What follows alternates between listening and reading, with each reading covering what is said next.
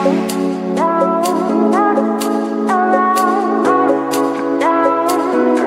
Students, welcome to PCB club. मैं हूं सुमन ma'am. अब आज साल का आखिरी दिन है, कल नया साल शुरू होने वाला है। तो नए साल का कुछ ना कुछ रिजोल्यूशन होना चाहिए कि आप क्या नए साल में कुछ नया करने वाले हैं और क्या आप कुछ ऐसा है जो आपके अंदर नहीं होनी चाहिए, जो आपकी वीकनेस है या आपका निगेटिव पॉइंट है, उसको आपको दूर करना है। तो अपने आप को मोटिवेट रखिएगा, कुछ ऐसे रिजोल्यूशन लीजिएगा जो आपके लाइफ के लिए बहुत ज़रूरी है और आपके सक्सेस के लिए हेल्पफुल है। तो नए साल की शुरुआत कुछ नए तरीके से करिएगा, कुछ पॉजिटिविटी लेकर, कुछ नया करने की चाह लेकर। तो चलिए फिर कल नया साल स्टार्ट करेंगे, कल कुछ नया सीखेंगे। आज हम लोग अपने टॉपिक पर आते हैं। हम लोग केमिस्ट्री का पढ़ रहे थे, आपका एटम्स एंड मॉलिक्यूल। तो इस चैप्टर में हम लोग एक इम्पॉर्टेंट चीज पढ़ने वाले हैं, gram atomic weight and gram molecular weight. अब एटॉमिक वेट तो हम सभी जानते हैं, कोई भी एटम है, एलिमेंट है, उसका एटम है तो उसका एक एटॉमिक वेट होता है। जैसे आपका हाइड्रोजन का 1 हो गया, नाइट्रोजन का 14 है, ऑक्सीजन का 16। और इसको हम लोग कैसे डिनोट करते हैं? जैसे हाइड्रोजन का 1 यूनिट लिखेंगे, नाइट्रोजन का 14 यूनिट लिखते हैं। अब ये ग्राम एटॉमिक वेट क्या आ गया, यानी कि एटॉमिक वेट के साथ ग्राम लग गया। तो ग्राम एटॉमिक वेट होता क्या है? तो the amount of substance whose mass in grams is numerically to its atomic मास।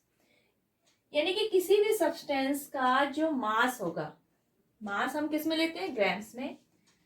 जो मास है वो न्यूमेरिकली इक्वल होता है एटॉमिक मास का। यानी कि जैसे आपका हाइड्रोजन का एटॉमिक मास है 1 यूनिट। अब ये तो है हमारा atomic mass. Gram atomic weight की बात करते हैं तो हाइड्रोजन का जो ग्राम एटॉमिक मास हो जाएगा 1 ग्राम। यहां पर यूनिट की जगह आपका सिंपल ग्राम आ जाएगा। अब ये ग्राम हमारा क्या हो गया?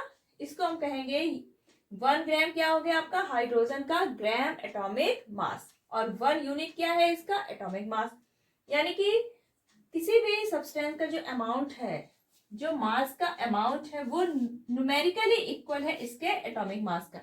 1 ग्राम 1 यूनिट, न्यूमेरिकली दोनों सेम है। ऑक्सीजन का हमें पता है 16 यूनिट, एटॉमिक मास कितना होता है? 16 यूनिट। तो ग्राम एटॉमिक मास हो जाएगा आपका 16 ग्राम। सिंपल हमें करना क्या है? जो आपका एटॉमिक मास है वहां पर यूनिट की जगह हमें क्या रिप्लेस करना है? यूनिट को रिप्लेस करके हम ग्राम कर देंगे। तो कोई भी सब्सटेंस है उसका एटॉमिक मास को जब हम ग्राम में डिनोट करेंगे तो वो क्या हो जाएगा? ग्राम एटॉमिक मास। अगर हम ऑक्सीजन का 16 ग्राम लेते हैं तो ये हमने क्या ले लिया? ऑक्सीजन के एटॉमिक मास के बराबर लिया, 16 यूनिट होता है।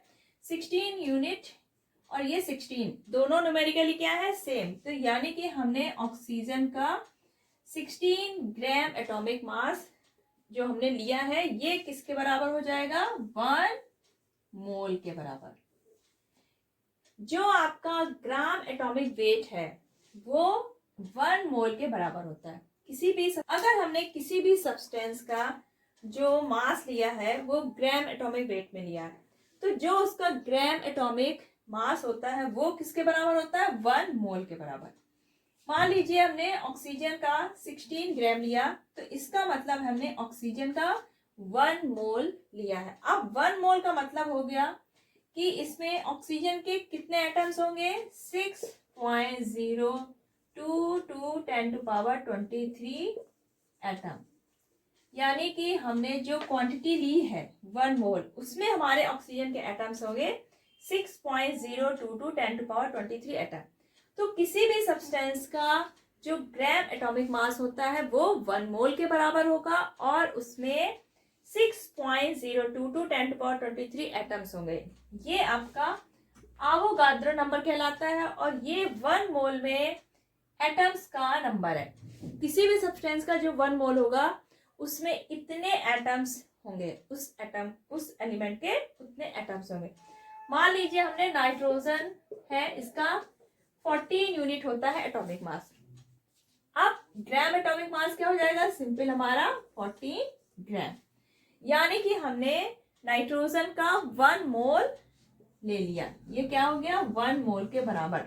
अब ये 1 मोल है तो यानी कि इसमें नाइट्रोजन के कितने एलिमेंट होंगे, 6.022 10⁻23 एटम। नाइट्रोजन के हमारे इतने एटम्स होंगे। तो ये तो ग्राम एटॉमिक मास हो गया। अब अगर यही मास हम ग्राम पर मोल में रखते हैं तो ये हो जाता है हमारा मोलर मास। जैसे हमारा ऑक्सीजन है 1 यूनिट, सॉरी ऑक्सीजन है, इसका क्या हुआ 16 यूनिट हो गया हमारा एटॉमिक मास। 16 ग्राम क्या हो गया आपका ग्राम एटॉमिक मास। अब इसको हमने अगर रख दिया 16 ग्राम पर मोल तो ये हो गया हमारा मोलर मास। यानी कि मोल जो है 1 मोल किसी भी सब्सटेंस का 1 मोल का जो मास है वो हमारा किस में रिप्रेजेंट करते हैं हम लोग, ग्राम पर मोल में। नाइट्रोजन का हम लोग क्या बोलेंगे 14 ग्राम पर मोल। तो ये होता है मोलर मास। तो ग्राम atomic mass and molar mass तीनों ही सेम चीजें होंगी, न्यूमेरिकली सेम होंगी, सिर्फ हम वहां पे क्या करेंगे यूनिट्स को चेंज करेंगे। तो ये तो हो गया हमारा सिंपल एटम्स के बारे में। अब अगर हम बात करें ग्राम मॉलिक्यूलर वेट की, मॉलिक्यूलर यानी कि कोई मॉलिक्यूल होगा और मॉलिक्यूल बनता है हमारा कंपाउंड से। तो कंपाउंड की बात आती है, ग्राम मॉलिक्यूलर वेट किसी मॉलिक्यूल का वेट होगा। जैसे मान लीजिए हमने लिया वाटर, अब वाटर का मॉलिक्यूल पूरा हमारा, तो पहले हम इसका टोटल मास निकालेंगे। तो हाइड्रोजन का क्या हुआ 2 यूनिट प्लस ऑक्सीजन का 16 यूनिट, टोटल हमारा 18 यूनिट आता है, जो कि ग्रीन यूनिट क्या हो गया हमारा वाटर का हो गया मॉलिक्यूलर वेट। तो ये पूरे वाटर मॉलिक्यूल का वेट आया 18 यूनिट। अगर अब इसको हम ग्राम में लिख देते हैं 18 ग्राम, तो ये हमारा हो जाता है ग्राम मॉलिक्यूलर वेट। यानी कि किसी भी मॉलिक्यूल का जो मास होगा वो यूनिट में हम लोग सिंपल दिखाएंगे, लेकिन अगर हम उसको ग्राम में लिखते हैं तो वो हमारा हो जाता है ग्राम मॉलिक्यूलर वेट। यानी कि जो इसका मास है 18 ग्राम, ये न्यूमेरिकली इक्वल है इसके मॉलिक्यूलर वेट से। तो ये हमारा हो गया ग्राम मॉलिक्यूलर वेट।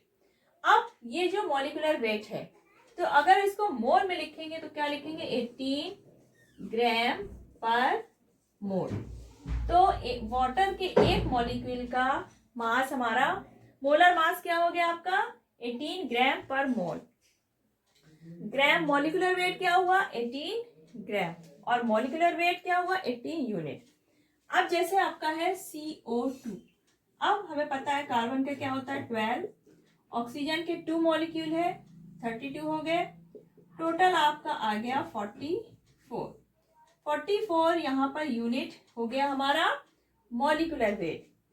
और अगर हमने यही वैल्यू ली है ग्राम में तो ये हो गया 44 ग्राम क्या हो गया ग्राम मॉलिक्यूलर वेट, और मोलर मास क्या हो जाएगा 44 ग्राम पर मोल। और किसी भी मॉलिक्यूल का जो ग्राम मॉलिक्यूलर वेट होगा वो इक्वल होगा 1 मोल के बराबर। अब 1 मोल के बराबर है, यानी कि इसमें हमारे 6.022 10⁻23 मॉलिक्यूल्स होंगे। जब हम एटम्स की बात करते थे तो हमारे अवोगाद्रो नंबर के बराबर क्या होते थे एटम्स, लेकिन यहाँ पर हम किसकी बात कर रहे हैं मॉलिक्यूल्स की। तो हमारे 1 मोल में किसी भी मॉलिक्यूल का अगर हम किसी भी कंपाउंड का 1 मोल लेते हैं, इट मीन्स इसमें 6.022 10⁻23 मॉलिक्यूल्स होंगे। मान लीजिए हमने CO2 का लिया है 44 ग्राम, जो कि इसके मॉलिक्यूलर वेट के बराबर है न्यूमेरिकली, यानी कि जो इसका ग्राम मॉलिक्यूलर वेट है ये होगा 1 मोल के बराबर। और इसमें CO2 के कितने मॉलिक्यूल्स होंगे अवोगाद्रो नंबर के बराबर। तो हमने क्या सीखा कि जो आपका एटॉमिक मास है या मॉलिक्यूलर वेट है, अगर एटम्स की बात करेंगे तो एटॉमिक मास, और अगर मॉलिक्यूल की बात करेंगे तो मॉलिक्यूलर वेट। तो जो आपका एटॉमिक मास है वही आपका ग्राम मॉलिक्यूलर मास है या ग्राम मॉलिक्यूलर वेट है, लेकिन हम किस में रिप्रेजेंट करेंगे उसको ग्राम में। मोलर मास में हम क्या कर देंगे यूनिट ग्राम पर मोल। और जो आपका ग्राम एटॉमिक मास होता है वही आपका मोल के बराबर होगा, 1 मोल। और 1 मोल में अगर एटम्स की बात करेंगे तो अवोगाद्रो नंबर के बराबर एटम्स होंगे। अगर किसी मॉलिक्यूल्स की बात कर रहे हैं तो उसमें उतने ही मॉलिक्यूल्स होंगे। तो हम सिंपली इसको कैसे लिख सकते हैं, एक चीज लर्न करनी है, एटॉमिक मास ये आपका इक्वल हुआ ग्राम एटॉमिक मास के बराबर और इक्वल हुआ 1 मोल के बराबर। एटॉमिक मास, ग्राम एटॉमिक मास और 1 मोल, ये तीनों ही एक ही चीज है। एटॉमिक मास को हम रिप्रेजेंट करेंगे तो यूनिट लिखेंगे, ग्राम एटॉमिक मास को रिप्रेजेंट करेंगे तो ग्राम लिखेंगे, और मोल को रिप्रेजेंट करेंगे तो ग्राम पर मोल। अगर हम मोलर मास को रिप्रेजेंट करते हैं तो ग्राम पर मोल में। और 1 मोल इक्वल टू आपका 6.22 10⁻23 एटम या फिर मॉलिक्यूल्स। अगर मॉलिक्यूल्स की बात आएगी तो इतने मॉलिक्यूल्स होंगे, एटम्स की बात होगी तो इतने एटम्स होंगे। ये तो हो गया हमारा ग्राम एटॉमिक मास और मोल। अब इसके बेस पे हम कुछ न्यूमेरिकल्स करेंगे ताकि ये चीजें हमारी और भी क्लियर हो जाए। आपको कुछ एग्जाम्पल दिए हैं, इनके हमें निकालना है मोलर मासेस। मोलर मास यानी कि हमें एटॉमिक मास को ही लिखना है, और अगर किसी मॉलिक्यूल की करेंगे तो हम जितने भी उसमें एटम्स हैं उन सबका एटॉमिक मास ऐड कर देंगे। और यूनिट हम क्या रखेंगे, मोलर मास को हम किस में रिप्रेजेंट करते हैं, ग्राम पर मोल में। अब बात आती है एथाइन, C2H2। अब कार्बन के यहाँ पे 2 एटम्स हैं, कार्बन का हमें एटॉमिक मास पता है 2 एटम है, मल्टीप्लाई 2 से किया, प्लस हाइड्रोजन के 2 है, 1 होता है हमारा हाइड्रोजन का एटॉमिक मास, 2 है तो हमने 2 से मल्टीप्लाई कर दिया। 12 2 सा 24 प्लस 2 यानी कि 26 ग्राम पर मोल। ये आ गया आपका एथाइन का मोलर मास। P4 फॉस्फोरस का एटॉमिक मास होता है 31। अब यहाँ पे 4 एटम्स है तो हमने 4 से मल्टीप्लाई कर दिया, आपका आ गया 124 ग्राम पर मोल। तो P4 का आपका मोलर मास क्या आ गया, 124 ग्राम पर मोल। हमें सिंपली एटॉमिक मास का ही यूज करना है, सिर्फ यहाँ पे हमें यूनिट का याद रखना है कि हमें मोलर मास निकालना है तो हम ग्राम पर मोल निकालेंगे। अगर हमें ग्राम एटॉमिक मास लिखना होता तो हम केवल ग्राम लिखते। अब जैसे आपका S8 यानी सल्फर, सल्फर का क्या होता है 32, एटॉमिक मास क्या है 32 इंटू 8, ये आपका आ गया 8 2 जा 16, 8 3 जा 24, 256 ग्राम पर मोल। तो ये हो गया हमारा S8 का मोलर मास। अब आता है जैसे आपका HCl, हाइड्रोजन का 1 प्लस क्लोरीन का 35.5, क्या हो गया आपका 36.5 ग्राम पर मोल। तो अगर इस तरह आपसे कहा जाए कि कुछ कंपाउंड दे दें या एलिमेंट दे दें कि इनका मोलर मास निकालिए, तो आपको सिंपली उनके एटॉमिक मास रख के टोटल हमें क्या निकाल देना है, मॉलिक्यूलर वेट निकाल देना, यूनिट हमें लगानी है ग्राम पर मोल। तो आई थिंक ये आपको बहुत सिंपल समझ में आ गया होगा। आपको जो आपने अभी पढ़ा एटॉमिक मास, ग्राम एटॉमिक मास और जो आपने मोल कॉन्सेप्ट सीखा, तो उसके बेस पे ये रहा न्यूमेरिकल। अब क्वेश्चन में क्या पूछा गया, how many moles are 5 grams of calcium. 5 gram calcium में कितने मोल्स होंगे। तो हमने मोल कॉन्सेप्ट में क्या सीखा है, जो आपका ग्राम एटॉमिक मास, किसी भी सब्सटेंस का जो ग्राम एटॉमिक मास है वो किसके बराबर होता है, 1 मोल के बराबर। और ग्राम एटॉमिक मास का मतलब है उसका एटॉमिक मास। एटॉमिक मास ही हमारा क्या होता था, ग्राम एटॉमिक मास। तो यहाँ पे पूछा है अगर हम 5 ग्राम कैल्शियम लेते हैं तो उसमें कितने मोल होंगे। तो हमें पता है कि जो ग्राम एटॉमिक मास होता है उसमें 1 मोल होते हैं, यानी कि एटॉमिक मास में। तो अब कैल्शियम का एटॉमिक मास कितना है, 40 यूनिट। कैल्शियम का हमारा एटॉमिक मास क्या है, 40 यूनिट। 40 यूनिट यानी कि 1 मोल। अब यूनिट को हम लोग क्या लिखेंगे, ग्राम एटॉमिक मास में, यानी कि 14 ग्राम। अगर हम 14 ग्राम कैल्शियम लेते हैं जो कि इक्वल किसके हैं, एटॉमिक मास के, तो इसमें हमारे कितने होंगे, 1 मोल। अब पूछा जा रहा है कि अगर हम 5 ग्राम कैल्शियम लेते हैं तो कितने मोल्स होंगे। तो सिंपल हम यूनिटरी मेथड लिखेंगे, 40 gram calcium have 1 mole, 40 gram calcium is equal to 1 mole. So 5 gram calcium contain 1/40 multiply 5, ये क्या आ गया आपका 1/8 मोल। यानी कि अगर हम 5 ग्राम कैल्शियम लेंगे तो इसमें आपके 1/8 मोल प्रेजेंट होंगे। यानी कि किसी भी सब्सटेंस का ग्राम एटॉमिक मास है वो 1 मोल के बराबर है, और 1 मोल के बराबर है यानी कि उसमें इतने हमारे एटम्स या मॉलिक्यूल्स प्रेजेंट होंगे। तो यही कॉन्सेप्ट आपको सारे न्यूमेरिकल्स में लगाना है। चलिए फिर हम लोग आगे कुछ और न्यूमेरिकल्स देखते हैं। आपका what is the mass of 4 moles of aluminium atom. हमारा एल्यूमिनियम एटम है, इसके हमने 4 मोल लिए हैं, तो इसका मास क्या होगा। अब हमें पता है कि जो 1 मोल है, 1 मोल किसी भी एलिमेंट का अगर लेते हैं, किसी भी सब्सटेंस का, तो वो इक्वल होता है उसके ग्राम एटॉमिक मास के, एटॉमिक मास के। और ग्राम एटॉमिक मास क्या होता है हमारा, उसका एटॉमिक मास। तो 1 मोल इक्वल टू कितना हो जाएगा, एल्यूमिनियम का क्या होता है एटॉमिक मास आपका 27 ग्राम, यानी कि 1 मोल इक्वल टू 27 ग्राम। तो पूछा जा रहा है 4 मोल्स अगर हम एल्यूमिनियम के लेते हैं तो कितना हो जाएगा। सिंपल हम क्या करेंगे, 4 मोल्स का पूछा गया है तो हम सिंपल 27 मल्टीप्लाई 4 कर देंगे। 4 7 जा 28, 2 4 2 8 10, 108 ग्राम। यानी 4 मोल्स का जब हम पूछा जाएगा तो हम क्या करेंगे, 27 मल्टीप्लाई 4, तो आपका क्या आ गया 108 ग्राम। क्वेश्चन है, calculate the number of atoms in 0.2 moles of sodium. अब यहाँ पे हमें बताना है एटम्स का नंबर 0.2 मोल ऑफ सोडियम। अब हमें ये पता है कि अगर हम 1 मोल लेते हैं किसी भी सब्सटेंस का तो उसमें 6.022 10⁻23 एटम्स प्रेजेंट होते हैं। तो अगर हम सोडियम का 1 मोल लेंगे तो भी हमारे सोडियम के इतने एटम्स होंगे। अब हमसे पूछा जा रहा है 0.2 मोल में कितने होंगे, तो 0.2 मोल में हमारे कितने हो जाएंगे, 1 में अगर इतने हैं तो 0.2 में क्या हो जाएंगे, 0.2 मल्टीप्लाई 6.022 10⁻23, तो मल्टीप्लाई किया क्या है हमारा 12.044 10⁻22 एटम्स।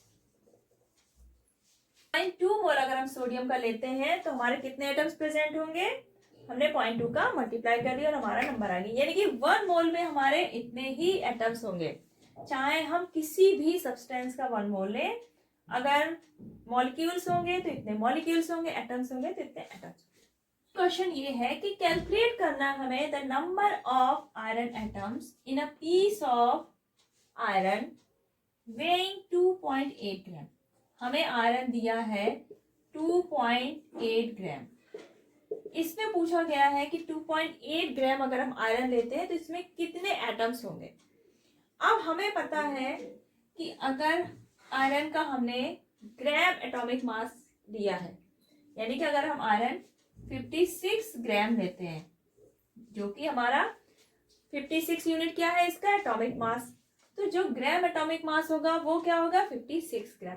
तो अगर हम 56 ग्राम लेते हैं आयरन का तो वो होता है 1 मोल के बराबर, और 1 मोल के बराबर है तो इसमें हमारे 6.022 10⁻23 एटम्स होंगे हमारे आयरन के। ठीक, तो अगर हम 56 ग्राम लेते हैं आयरन के तो हमारे आयरन के इतने एटम्स हैं।